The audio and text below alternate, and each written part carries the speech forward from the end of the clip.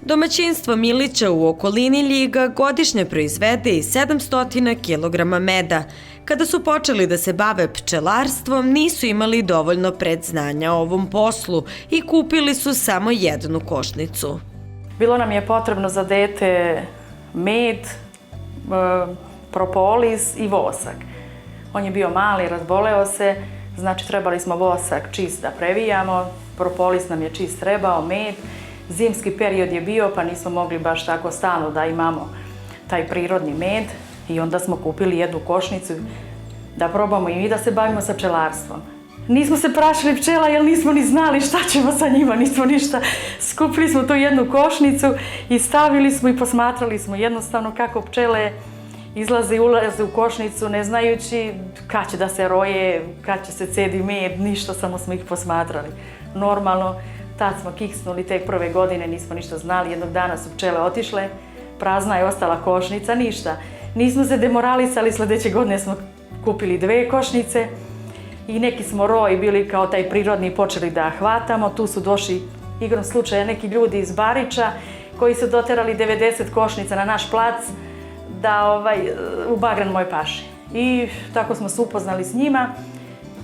Da li možemo da pričuvamo te košnice i da pripazimo pčele. Mi smo prihvatili, ja i muž, i oni su nam rekli, ljudi, ajde sad ćemo mi vama da pokažemo kako se bavi sa pčelarstvom i kako se radi sa njima.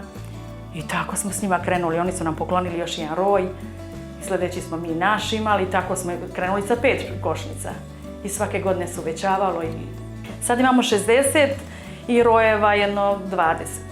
Imamo čist med bagremov, onda stavljamo saće od bagrema, pa onda razne mešavine od toga, šta ko želi od nekog bilja, zavisi da li će od nane, žalfiju da stavi, šta ja znam, ili od voća, da li stavljamo orase ili aroniju ili malinu, šta ko hoće.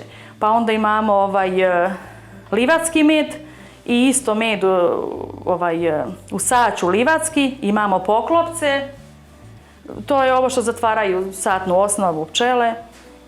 Imamo sa orasima med, propolis, kapi isto pravimo i tako šta ko želi, neko naruči mlevene orase i med, neko bademe, lešnike sa medom, brusnicu, aroniju, svašta tako. Da li su prihodi od meda dovoljni za život? Da vam kažem, kad bi čovjek još malo proširio i to moglo bi. Znači mora još malo se napreduje, samo malo bolje tržište da može da ima mjesto gdje bi prodavali, da je određena ta cena za prodaju, da se proda na veliko, ne da po teglu 2, 3, 10, 15, ali dobro.